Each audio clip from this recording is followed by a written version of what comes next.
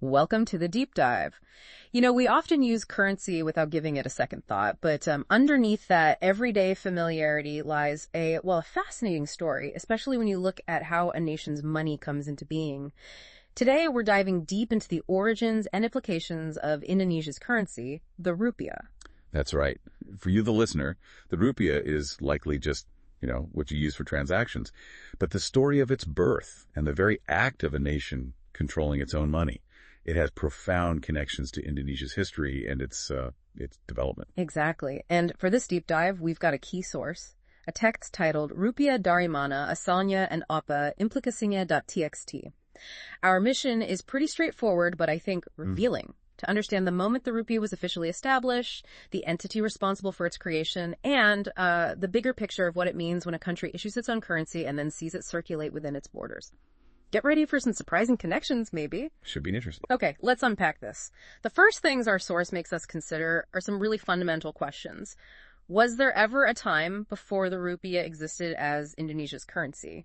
And was there a specific body that actually took the step to create it? Those are the essential starting points, absolutely. To get to the heart of these questions, the text directs us to the ultimate authority, Indonesian law. Specifically, Law Number 7 of 2011 concerning currency. Article 1 of this law gives a very clear definition.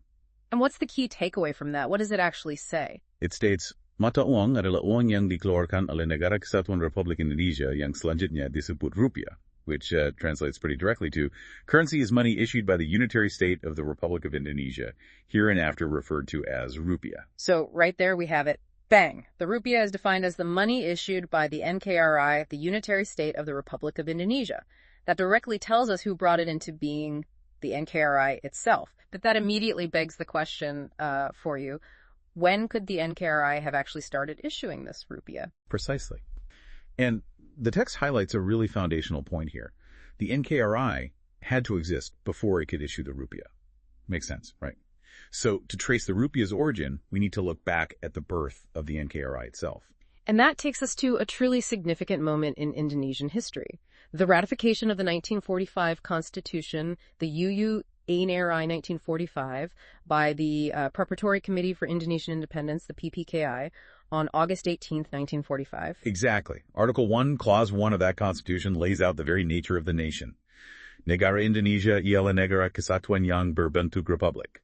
The state of Indonesia is a unitary state in the form of a republic. Ooh. So what's fascinating here, as the text points out, is that the earliest point the rupiah could have emerged is after this declaration of the republic. Moreover, the very act of naming their own currency, distinct from the colonial-era currencies that were still kicking around, was a powerful assertion of sovereignty, a key step in building that national identity. And the Constitution itself sets the stage for the currency to come, doesn't it? It anticipates it. Absolutely. Article 23, Clause 3 states, Makam dan harga mata uang ditetapkan dengan undang-undang.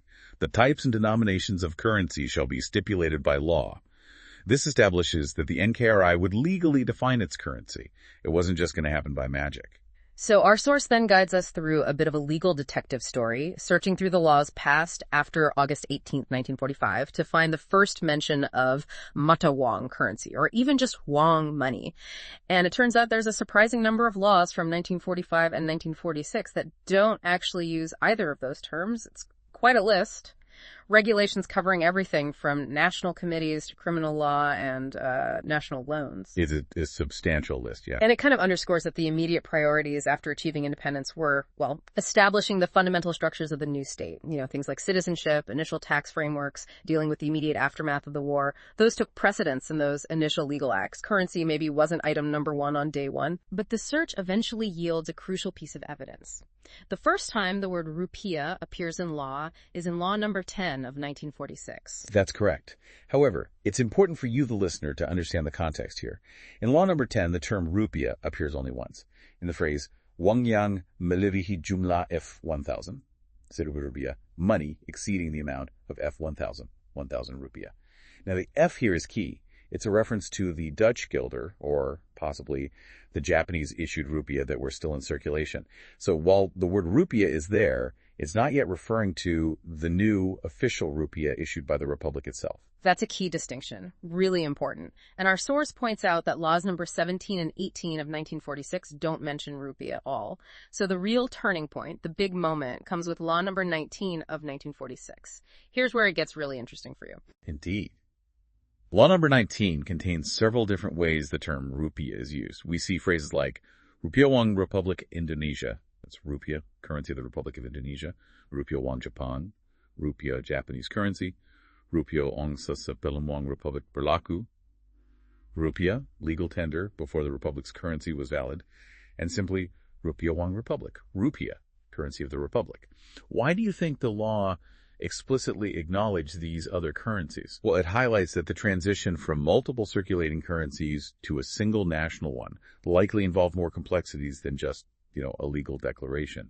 There would have been significant practical and strategic considerations during that period, I imagine. So it's acknowledging the reality on the ground, that other currencies were still around, but it's also clearly establishing the Rupiah Wang Republic Indonesia, the rupiah of the Republic of Indonesia, as the one that matters going forward, the official one. Exactly. That's the crucial one. And because our definition of rupiah, as we saw way back in law number 7 of 2011, is money issued by the NKRI, which is the Republic of Indonesia, the key phrase here is Rupiah Wang Republic Indonesia. The text concludes that this specific form of rupiah could only be officially issued after law number 19 was enacted on October 25, 1946. That's the legal birthday, so to speak.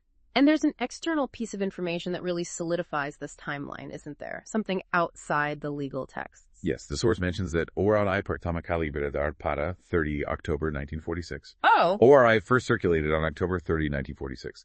And ORI stands for Wang Republic Indonesia, which is directly synonymous with Rupiah Wang Republic Indonesia. So you see the legal foundation laid on October 25th, 1946, and then just a few days later, boom, the physical currency begins to circulate. It wasn't instantaneous, but pretty quick. Understanding these early challenges, I think, provides context for some of the economic debates Indonesia still faces today regarding monetary policy and, national sovereignty. So to answer those initial questions for you, the listener, the rupiah, as the official currency of the NKRI, came into being after the NKRI was established, and the entity that brought it into existence was the NKRI itself through its laws, specifically Law Number 19 of 1946. Okay, so we know when and who. Now let's dive into the implications. The NKRI issuing its own currency and then receiving it back. How did the NKRI actually ensure that its rupiah would be used within its borders? How'd they make it stick? Yeah, this is a crucial question. Simply declaring something as legal tender in a law. Well, it isn't always enough to guarantee its widespread use, especially when other established currencies are floating around. The text points us to Article 8 of that same key law, Law Number 19, 1946, which directly addresses this. And what does Article 8 lay out? What are the mechanics? Okay, so Clause 1 states, Cruin, Ang Republik Indonesia mulai berlaku pada waktu yang ditetapkan oleh Menteri Keuangan. The currency of the Republic of Indonesia shall come into effect at a time determined by the Minister of Finance. Gives them some flexibility. And Clause 2 is equally important for you to note. Uang yang berlaku sebelum ada uang Republik tidak berlaku lagi sebagai alat pembayaran yang sah mulai hari yang untuk tiap-tiap daerah ditetapkan oleh Menteri Keuangan. Money valid before the Republic's currency existed shall no longer be valid as legal tender from a date determined by the Minister of Finance for each region. So, phasing out the old stuff, of course, the practicalities of doing that while building trust in the new currency, that must have been a huge logistical challenge. Right, so a clear legal framework for the transition. But our source argues that just being declared legal tender wasn't the only factor that solidified the rupiah's place. It brings up the vital role of taxation, taxes. Exactly. Taxes are key. The Constitution itself, back in Article 23, Clause 2, states, Segala pajak untuk keperluan negara berdasarkan undang-undang. All taxes for state purposes shall be based on law. The text then illustrates how, after Law Number 19, 1946, subsequent tax laws began to mandate payment in Rupiah Republic Indonesia, effectively replacing the Dutch and Japanese rupiah in this absolutely crucial function of paying the state. And to show you this, the source examines the tax laws enacted both before and after Law Number 1946. Before, between August 18th, 1945 and October 25th, 1946, there were 3 tax-related laws mentioned, and only one of them, concerning land tax, even mentioned a currency symbol, that F, for the older Dutch Japanese rupiah. Right. And then when we look at the tax laws from 1947 onwards, after Law Number 19 had kicked in, you see a consistent use of R, or R, clearly referring to Rupiah Republic Indonesia. The law that amended the Ordonansi Pajak Potong withholding tax ordinance is particularly telling, as it explicitly changed tax amounts from F to R. This signifies a clear and deliberate shift. Taxes now had to be paid in the Republic's rupiah. No ifs, ands, or buts. So, for you, the listener, we see this crucial cycle. The NKRI issues the rupiah through its laws, and then it ensures its circulation and dominance by requiring it back through taxes mandated in, well, other laws. Before it could issue its own currency, it had to rely on other currencies for tax collection. So what are the wider implications of this cycle? A nation issuing and then demanding back its own currency. Well, what's particularly insightful here, as the text suggests, is the inherent power dynamic it creates. When the NKRI issued the rupiah and declared it the sole legal tender, it essentially compelled everyone within its territory to obtain it somehow. This pressure was significantly amplified when taxes also became payable exclusively in rupiah.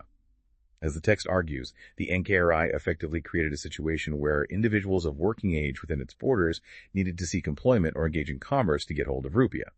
This highlights a crucial insight maybe. A nation with its own currency isn't just a passive collector of taxes. It has a powerful lever to influence employment and economic activity in a way that nations relying on foreign currencies simply don't. Which initially would have been the NKRI itself as the issuer, right? And maybe those individuals or entities who managed to exchange the old currencies for the new rupiah early on. Precisely. And this connects directly to a fundamental aspect of national life, even stated in the Constitution. Article 27, Clause 2 of the 1945 Constitution states, Tiap-tiap warga negara berhak atas pekerjaan dan penghidupan yang layak bagi kemanusiaan. Every citizen has the right to work and to a decent living. The text puts forward the idea that this implies a responsibility on the part of the NKRI to facilitate decent work and wages for its citizens, and naturally these wages would be paid in the national currency, the rupiah. So the very act of issuing and demanding back the rupiah creates this system where the government has a significant stake, maybe even a responsibility, in the economic well-being of its people. It's quite something to realize the power inherent in controlling a nation's currency, isn't it? That makes you think about the responsibilities that come with that. Absolutely.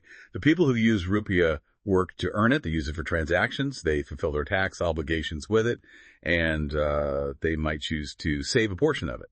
However, the acts of taxation and saving inherently reduce the total amount of rupiah circulating within the economy at any given time.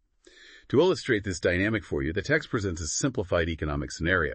Now, obviously, in the real world, things like inflation, international trade, capital flows, they all play into this cycle, right? These are important complexities to consider beyond this basic model. Definitely. But let's walk through this simplified model just to understand the core mechanics the source is highlighting.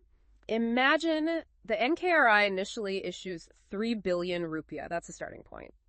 We have a hypothetical scenario with 1,000 workers, and each worker produces goods and services valued at 3 million rupiah per month, which also happens to be their monthly wage. Easy numbers. This means the total monthly production in this simplified economy is 3 billion rupiah, 1,000 workers, 3 million each. And the total potential spending power of these workers, their total wages, is also 3 billion rupiah. So far, the money supply seems to match the output. Everything balances. But then, as we discussed, the government levies taxes and individuals save. Let's say there's a 10% income tax.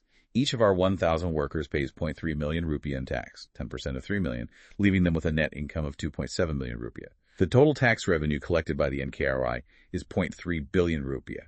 1,000 workers, 0.3 million. Now let's also say each worker decides to save 10% of their net income. That's 0.27 million rupiah saved per worker, 10% of 2.7 million. Across all workers, this amounts to total savings of 0.27 billion rupiah. 1,000.27 million. This means the total potential consumer spending in the economy drops to 2.43 billion rupiah. That's the 3 billion initial wages, minus 0.3 billion taxes, minus 0.27 billion savings. Which is less than the 3 billion rupiah worth of goods and services that were produced. That creates a shortfall in demand, doesn't it? A gap of 0.57 billion rupiah. 3 billion produced, 2.43 billion spent. Exactly. And this reduction in consumer spending, this demand shortfall, can lead to a situation where businesses find themselves with unsold goods and services. Inventories pile up, their revenues decline, And to adapt to this lower level of demand, they might be forced to reduce their costs. One common way to do that, laying off workers.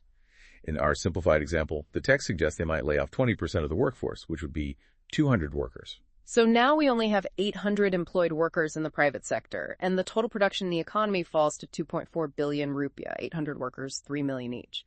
We now have unemployment within the rupiah system. People want to work for rupiah, but the jobs aren't there. And the text makes a critical point here, because the NKRI has the sole authority to issue the rupiah, mandates its use through legal tender laws, and requires taxes to be paid in it. Right. Well, the argument is that the NKRI bears a fundamental responsibility for addressing this unemployment that arises within its own monetary system. It created the system, it benefits from it, so it has a role in fixing its problems.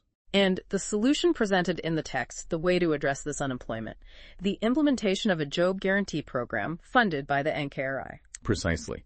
In this revised scenario, the government, recognizing the unemployment caused by the leakage of rupiah via taxes and savings, issues an additional 0.6 billion rupiah. This isn't taxed back immediately. It's spent into the economy specifically to fund this job guarantee program. With this funding, they hire the 200 workers who were laid off by the private sector, paying them their previous wage of 3 million rupiah per month.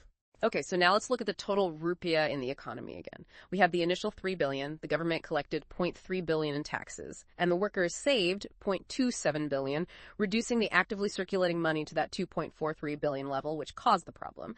But then the government injected 0.6 billion rupiah back into the economy for the job guarantee. So the total rupiah effectively supporting demand becomes 3.03 billion rupiah. The initial 3 billion minus 0.3 billion tax minus 0.27 billion savings, PLUS, the 0.6 billion injection.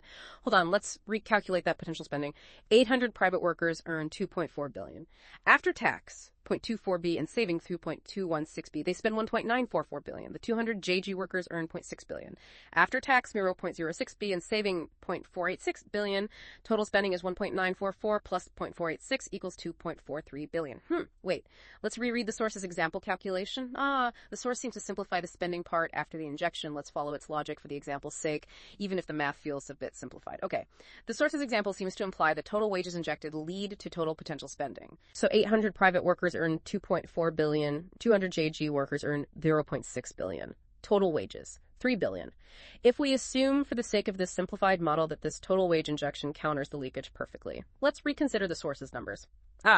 Okay, looking at the source's final numbers. Initial 3B issued, tax 0.3B, savings 0.27B, JG injection 0.6B. The source calculates total net income as 3.3B, implying 2.7B that private income plus 0.6B, JG income equals 3.3B, and potential spending 3.3B. That math seems off from the previous steps. Let's stick to the core concept the source is illustrating rather than getting bogged down in its specific arithmetic. The key idea is the government injects money, 0.6B, to hire the unemployed, 200 workers. This increases total wages and spending power in the economy. Right. Let's focus on the principle. The government injection aims to fill the demand gap created by taxes and savings. By hiring the unemployed, it puts rupiah back into the hands of people who likely spend it. This additional demand then flows back to the private sector, allowing them to sell their goods and services and, crucially, maintain their original workforce of 800. The result, in this model, is full employment, the 800 in the private sector, plus the 200 in the job guarantee program. The injection counteracts the deflationary pressure of taxes and savings. Okay, that makes conceptual sense. So for you, the listener, the implication here is quite profound, even with the fuzzy math in the example. By being the only entity that can issue the currency and the one that demands it back through taxes, the national government possesses a unique responsibility and potentially a powerful tool like funding a job guarantee to influence employment levels and overall economic activity within its own monetary system. It really underscores the deep interconnectedness between a nation, its currency, and the livelihoods of its citizens. The act of issuing and recirculating currency isn't just some technical financial process. It carries significant implications for the real economy and the well-being of the population. It's fundamental. Okay, let's bring it all together then and recap the key insights we've gained in this deep dive into the origins and implications of the rupiah based on our source text. We've discovered that the rupiah, as the official currency of the unitary state of the Republic of Indonesia, came into existence following the establishment of the NKRI itself. Its legal foundation was laid down in Law No. 19 of 1946, and its initial circulation began in late October of that same year. We also examined the methods by which the NKRI ensured the widespread adoption of its currency, primarily through legal tender laws and, crucially, by mandating the payment of taxes in rupiah. That was key. And finally, we explored the significant implications of a nation issuing its own currency and then receiving it back through mechanisms like taxation. This revealed how this cycle creates a system where the issuer, the government, has a unique position and, according to the source, a responsibility to manage employment and economic stability within that very system it created. Exactly. And maybe something for you to continue thinking about. Consider the ever-evolving relationship between a nation and its currency in our modern world. How do the, sophisticated financial instruments, cryptocurrencies, global economic forces, how do they reshape this fundamental dynamic of currency issuance and recirculation that we've discussed today? What enduring role does the national currency play in shaping the very fabric of a nation's economic and social existence in an increasingly interconnected global landscape? It's a fascinating area to explore further, for sure.